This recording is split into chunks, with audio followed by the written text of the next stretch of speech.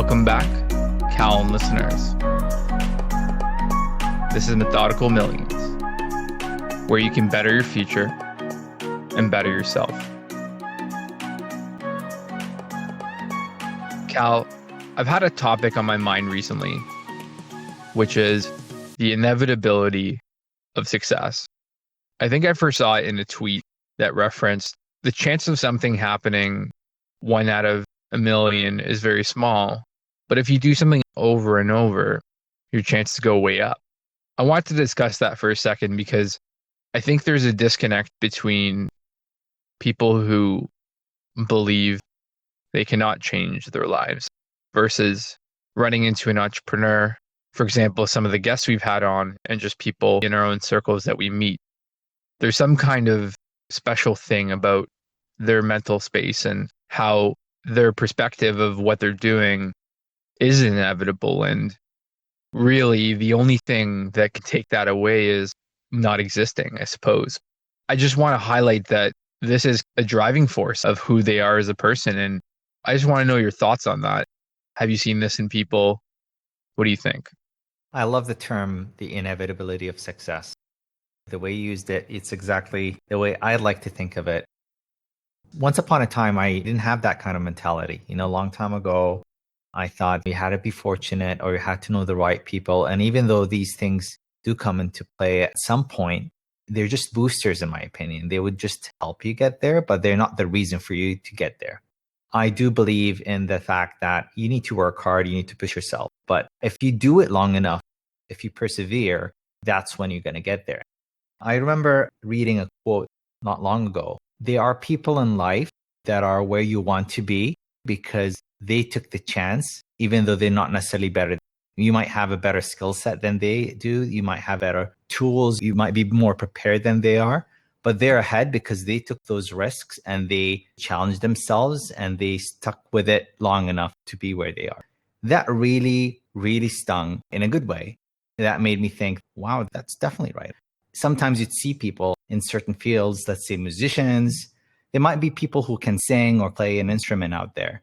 They're way better than some famous people that we know, but they never put themselves out there and try to get to where they actually want to be.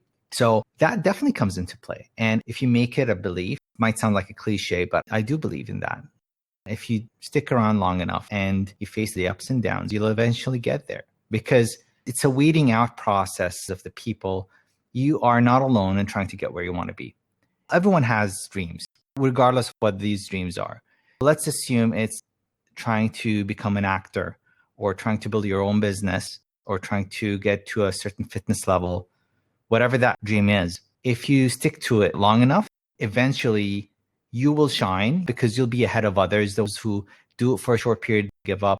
Those who don't do it right or plateau and they don't try to improve themselves. Those who don't put themselves out there and be visible. It really is a mentality. Yeah, I've got a very clear example I heard last week, actually. There was a stat about podcasting and how many podcasts were in the Apple Store. And I think there was about 2 million of them. And the stat was the first 25% have one episode ever created.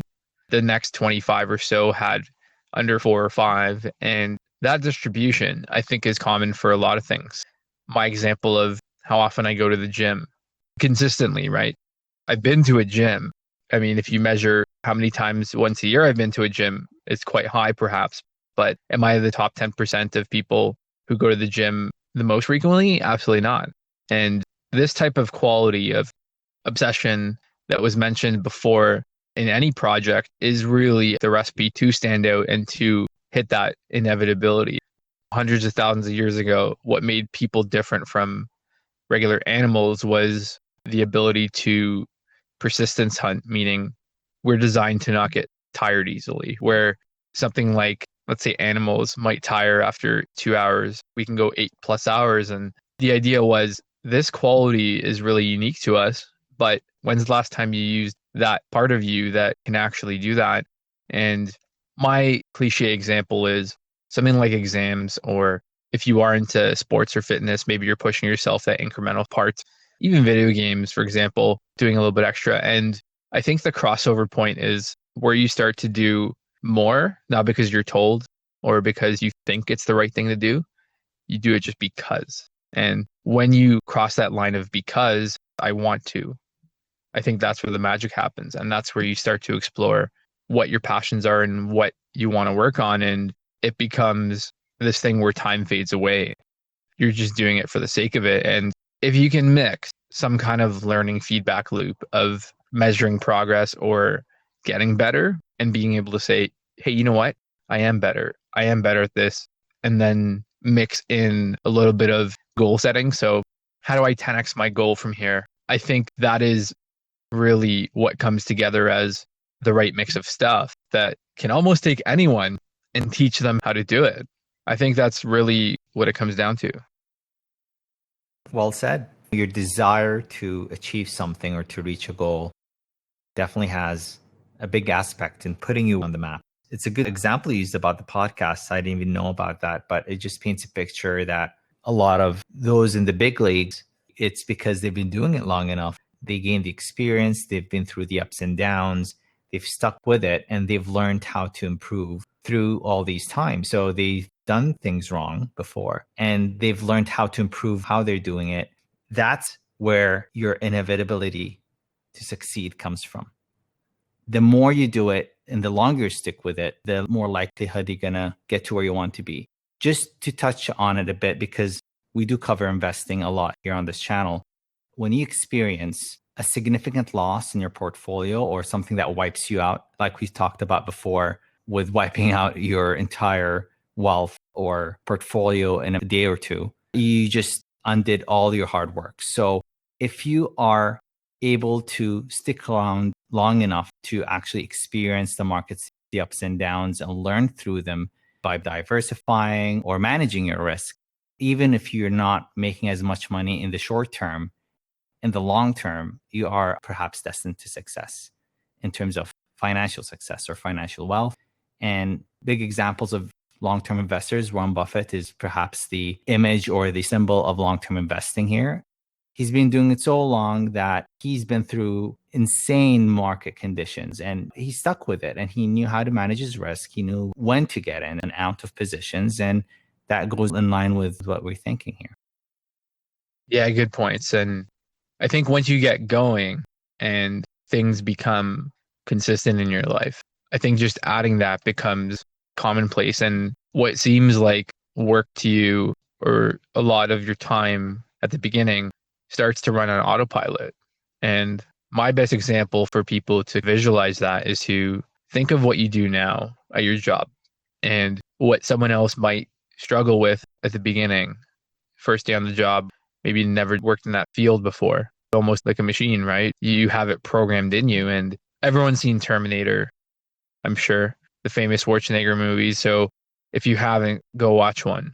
He's basically the killer robot that chases down people and nothing can stop him. And I think that is the analogy people should take about ourselves in a good way, which is really you're going to run into things. You're going to run into brick walls of hardship or murky days of either not feeling like working on something or maybe something's off balance. And just like riding a bicycle with a wobbly tire or handlebars, pausing and saying, how do I fix this balance? I think is really important if you're going to go cycle for the day. And I think what people miss is they just see what's in front of them and say, well, this bike is screwed up. I'm never going to be able to get on my journey. But if you focus on your own wellness, your own balance in any aspect, mental health, physical, diet, sleep, financial sustainability, all those aspects, and you defer the idea of now for the idea of what you'll become in the future. Being able to balance yourself and learn the balance, it's just listening to yourself and saying, this is good for me. This other thing is not. I feel terrible after eating this meal or doing this. And you have to be the arbiter of what's important to you. You can't let others decide for you. And the more you try and meet outward expectations, I think the more disappointed you'll be. And that's not unique to anyone. I think it happens to all of us. And eventually, I think you only need one example of where that doesn't matter. My big example, what the right thing to do, quote unquote, is take someone who's in a position of authority. So teachers, parents, you live your life by that philosophy of what other people say. It's just socially accepted. And then one day the norms change, or one day that person says, well, no, it doesn't have to be that way. And then you almost feel betrayed, right? So besides balance, I would say get the sense of self of what's important to you and what you don't want to compromise on. And the secret is have this idea of what's the most important to you. You can be willing to change it with new information. It doesn't have to be set in stone, but at least you know who you are. Once you've got balance, I would say knowing why you're doing what you're doing is very, very important to getting that ball rolling and being able to start that journey and say, I will make my own success. And what I find is you have to want it for yourself. You can't seek feedback right away and say, look how awesome I'm doing. It's day one of my year journey. And it's a fine line because there's nothing wrong with positive feedback, and I actually quite like it in the form of mentorship. So the best feedback I like, which is to Cal's point of find people who are better than you or that you want to be like, get their feedback and be like, hey, I'm working on this. What do you think? And that is very contextualized advice through the lens of what you want to be. And to me, that's a world of difference than just the example of, okay, well, you're on a weight loss journey and maybe people will treat you differently, or sometimes people don't want to see your success. I don't think it's nefarious. I don't think people do it on purpose. I think it just comes as a defense mechanism of people not accepting that in their minds, or maybe they're just dealing with their own lives. And I think the more you know what's true to yourself and what makes you happy and what you want to work on is ultimately going to be the driver of why you succeed. And I think consistency is number one. And that was Cal's idea for this podcast, actually, which is be consistent. What he had said was from all the people who are YouTubers and people he follows. And what a great point. I think without that consistency that we've had, there could have been times when we would have just deferred it and said, okay, we'll work on it next week. And that could have turned into a month. It almost feels wrong after to just get back into it, which is fine. Passions can come and go, but there's something to be said for wanting to be consistent, no matter how small the goal is. So if you have a job, I bet you're consistently on time. And if you're not, you should be. That's an example of something small that shows your own accountability and your own willingness to say, this is important for everyone in the company and what we're doing here. And it's small, but it matters. And having consistency in who you are as a person develops your character. People know what they get. They don't get one person one day and another day. I think the opposite of that is just being unreliable. And I don't think anyone wants unreliability in their life. No one wants a car that doesn't work. No one wants buses that are not on time. None of that is useful. In fact, it hurts people's lives. It could actually take us backwards. So consistency is huge. And I would say accountability. So if you have an off day, it's okay. But who's responsible for the next 5 off days? And that's yourself. If you're not going to be accountable to yourself, why do you deserve the things you want in life? Why should you be entitled? Why should things come to you? It doesn't make sense that way. So if you have your own accountability and consistency and all these other things, balance, purpose, really short of getting struck by lightning or something really crazy, I think success is inevitable from that. I think there's a very, very high chance that the odds are in your favor. And if you believe in things as a probability and you understand statistics in terms of something 60, 80, 90% probable, I think it'd be very foolish to not give it a try and to work on it. Two important things I want to touch on, actually. The first one is, like you mentioned, jealousies. I want to talk about that, and you beat me to it. And I love it because we're on the same page here. Sometimes people would give you bad advice or would not give you solid advice, even though you perhaps see the good in people and think that they might not be doing it on purpose. I think that people would be doing it on purpose, not because they don't want you to get there, but they don't want to give you risky advice. They don't want to be blamed if things don't go well.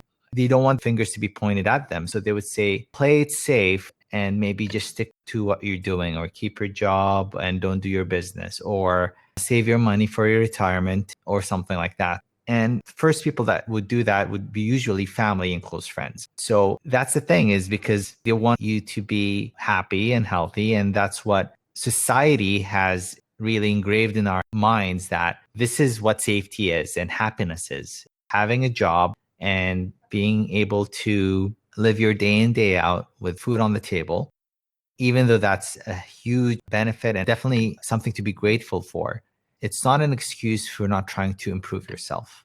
If it wasn't for trying to improve ourselves as human beings, we as a society, we wouldn't be where we are today. Everything we have today is because there was one person out there that decided, you know what, I'm tired of lanterns and candles. I'd like to light up the world. And one person would say, trains and ships can't be it. I want to fly like a bird. Someone said, I want to be on the moon. There's one person who took action, and despite all odds, they've done it. So I think that people do it on purpose, but the reason behind it is not always a bad reason. It could be just play it safe. You're good where you are. Keep it the way it is. Second point I want to touch on, as you mentioned, is accountability. And that's something that people right now, I feel, are not getting used to. You bring a very good point. Everyone who's successful, they've taken accountability to themselves. They've said, I am the only one responsible for achieving my goals and dreams. No one's going to yell at me. No one's going to push me. It's really down to you and only you to get there. So taking accountability is very, very important. And I think that's really a huge aspect in trying to get where you want to be. And that's why some people are ahead of where you are and living your dream, because they took accountability and they're persistent, they're motivated, and they kept pushing despite all odds. So those are absolutely vital things. And I think things that we should all take note, because things we take for granted every day, we say to ourselves and we think that's best for us. But the fact that it's incredibly difficult to try to do it every single day or every single week and try to have that consistency. Those baby steps, as we call them, are actually very, very important. And even with this podcast John and I have been doing, we absolutely love it. It's something that we'd like to share with the world. And it's just a project between two friends, but it's an example. And I didn't think of it this way. People start a podcast and give up after 2-3 episodes, or start up their dream and give up after 2-3 days or 2-3 months. So if you really want something bad enough, unless something really comes in the way that actually stops you from going further, then I don't see an excuse personally. If you want it bad enough, go for it. Yeah. I just wanted to bring up one more thing, which is somehow when people talk about success, the first thing people attribute to others is luck. And to me, luck is like sitting on a boat in the middle of the ocean, and instead of paddles, you're waiting for a train to pick you up. The likeliness is just so, so low. And attributing luck to others is really not useful in the sense that it comes so infrequently. It's likely just a misunderstanding of the hard work that people took to get them there. And it doesn't really paint the whole picture. So if you want to talk to family and talk to friends, colleagues about your new business or what you want to try, and people say it's too risky, you have to get lucky and all these kinds of things, you said it, which is don't talk to them, talk to people who've done it. If you want to use luck as a measurement of success, your success will go way up by finding the smartest people in the room who've done retail business or who've done e-commerce or things like investing. And I think there was a stat about Ivy League graduates, so people who go to Harvard or Stanford, and in general, whether they are connected to ambitious families or well-to-do families or their peer group is very motivated. I think the study in how successful those people become really comes down to that group motivation and seeing your peers get successful and really understanding the idea that I went to school with this person. There's no way they're smarter than me and they're doing well. Why can't I do well? And there's almost that push inside themselves. And that's why I had talked really early on about who you surround yourself with is so, so important because of that. And not only from the joking perspective of, well, if they can do it, I can do it, just more of what you're tuned into and where you're going to learn from and all those kinds of things. Ultimately, I would say all these things add up to make success inevitable is really how I see it. And I'm just going to wrap up by saying, I think we mentioned before, but one of the most famous Silicon Valley peer groups, the PayPal Mafia. So you've got Peter Thiel, Elon Musk, and a whole bunch of other people who essentially went off to start SpaceX, Tesla, Palantir's IPO. That's a Peter Thiel funded company, and things like YouTube, LinkedIn, all the big names. Do you want to call that lucky? I would say repeated success is not lucky. By definition, can't be. So look for things that bring about success more than once. Find people who have done it more than once, and you will then have the opportunity to learn how it's even possible. And to people who don't believe these kinds of things are possible, number one, we are connected to every single person on the planet. You can either directly message the person you want to talk to or someone that's at arm's length with them. So it might not happen right away, but keep asking the world, keep looking, and keep learning. And eventually the world will answer back and say, this is what you have to do. And then you do it. It's almost that simple. So I want to thank everyone for listening today. That was our quick coverage on why success is worth thinking about. Try and identify what it means to you, what would it look like, and get started, no matter how small. One small task done every day for your whole life becomes something you're good at. So with that said, let's wrap up today's episode. Thank you for listening to another episode of Methodical Millions, where you can better your future and better yourself.